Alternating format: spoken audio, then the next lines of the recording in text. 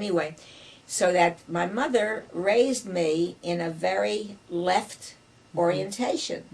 And so very early I went to a Yiddish school which was not religious. It was a secular school. It was called the Unparteiische Schule, which means it's a non-partisan school, you see, so that we were not partisan to any, but we were very, very labor organized and left organized.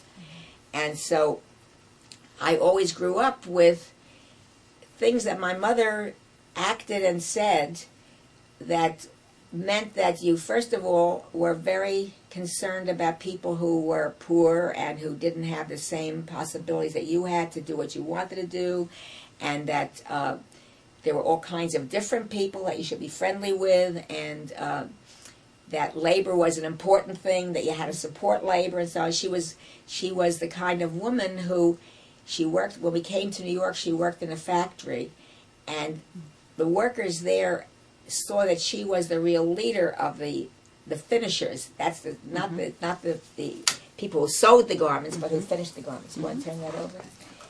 And so, you know, I had the feeling right away that I should be more involved with organizations than she was, because I could see that she was supporting her union and she was doing things for the union, but she really wasn't going to be a leader in the union or anything like that. And I didn't think of myself as a leader either. But so that I grew up with that. I mean, that was what everything was about. So when I came to New York, I also sought out people who thought the way that we thought. And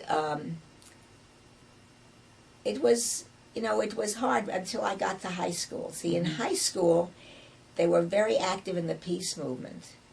And so I became very active in the peace movement at that time. And that was in 36 to 37. And we also had at that time an organization called the American Student Union. You probably never even heard of that. The American Student Union was a very interesting organization, because what they did was that they were able to unite the socialists and the communists into one organization. Now that was really very hard to do at that time. And so we were very active in all kinds of labor issues and race issues and school issues in terms of freedom of expression and studies and things like that. And we had a very good group of teachers and students. And the school that I went to was Thomas Jefferson High School, which also had a very interesting history. But I won't tell you about that now anyway. So so that was part of the way I always thought. But you notice that's what's missing? Gender. You see, and the women were very different at that time. And so we were very active in an organization, but we never really fought against the fact that all the leaders were men mostly. Occasionally there was a woman who was a leader too, but most of the time it was a man.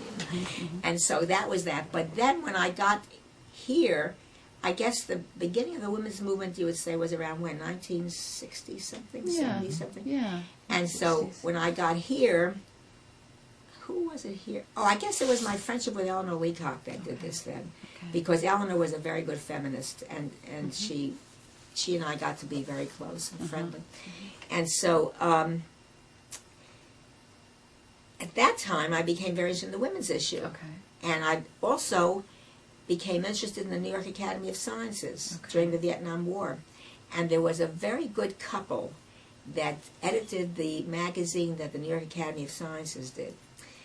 And they organized a session outside of the academy on the sidewalk to talk about the Vietnam War, and they asked me to come and talk on that. I don't know what I was doing that they knew my name, but anyhow, I got invited to do that. So when I got there and I met them, and I realized that the academy was a really very closed organization. So I became active in the academy too. And so there we also began to talk about women's roles in science. And at that time, the Association for Women in Science got founded. And so I became active in the New York Association for Women in